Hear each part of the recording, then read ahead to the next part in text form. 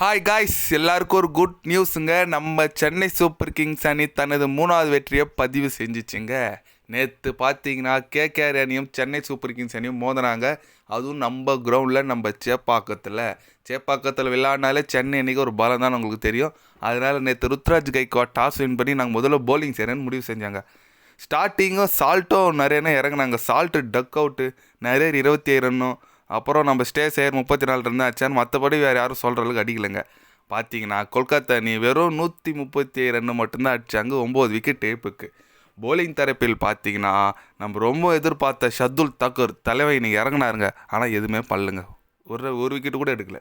Deshpande 3 wicket எடுத்தார்.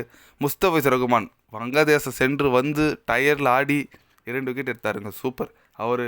அப்புறம் நம்ம தளபதி ரவீந்திர ஜடேஜா சூப்பராக போட்டாருங்க. ஸ்டார்டிங்காக அவர் தாங்க 3 விக்கெட் எடுத்தார். செம ஸ்பெல்லு போட்டார். 4 ஓவர் போட்டு 18 ரன் விட்டு கொடுத்து 3 விக்கெட் கைப்பற்றினாருங்க. அதனால் கொல்கத்தா அணியால் ஒன்றுமே பண்ண முடியல நம்ம போலிங்கை போட்டதுனால. அதனால் 138 ரன் அடித்தால் வெற்றி என்ற இலக்குடன் நம்ம சிஎஸ்கே அணி இறங்கினாங்க. அதில் பார்த்திங்கன்னா ஆரம்பத்திலே அதிரடியாக ஆடினாங்க. ரச்சின் ரவீந்திரனா 15 ரனில் வெளியேற்றார். அப்புறம் நம்ம டேனியல் மிச்சல் திரும்பி ஃபார்முக்கு வருவாரும் பார்த்தோம். அவரும் ஒரு 25 ரன் தான் அடித்தார். நம்ம சிக்ஸர் துபே அவர் வந்து ஒரு 3 6 ஒரு 4 அடிச்சுட்டு 28 ரன்னு அடிச்சுட்டு போயிட்டார்.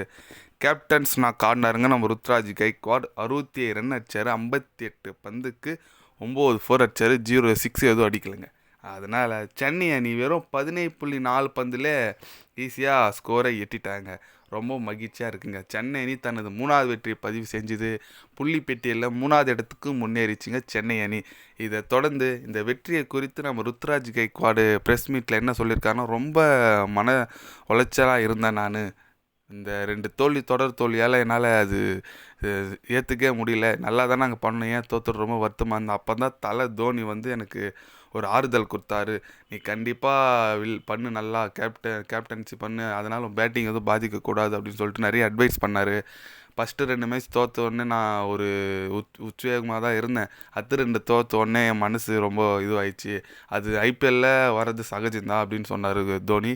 அதனால் கண்டிப்பாக நீ முயற்சி பண்ணு, நல்லா பேட்டிங் ஃபார்முக்கு வருவேன், கேப்டன்சி நல்லா பண்ணுறேன், இன்னும் நல்லா பண்ணு, நான் ஊக்கம் கொத்தனால தான் இந்த மேட்ச் நான் நல்லா விளையாடினேன், நல்லா ப்ளே பண்ண முடிஞ்சிச்சு, ஃப்ரீ மைண்டாக விளையாடினேன். நான் இந்த வெற்றி காரணம், நான் பேட்டிங் காரணம், முக்கிய காரணமே தோனி தான் அப்படின்னு சொல்லிட்டு ஓப்பனாக சொல்லியிருக்காருங்க.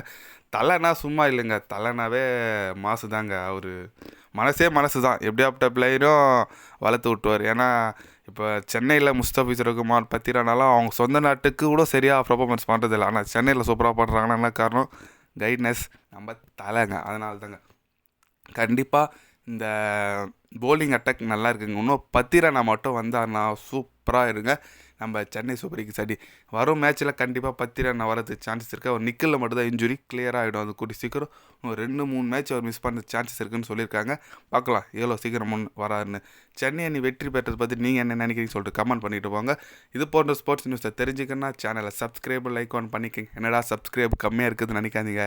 கண்டிப்பாக கிரிக்கெட் பற்றி, முக்கியமாக ஐபிஎல் பற்றி டே பை டே சேனலில் அப்டேட் வரும். சப்ஸ்கிரைப் மட்டும் கொஞ்சம் பண்ணி வச்சுக்கோங்க. நன்றி.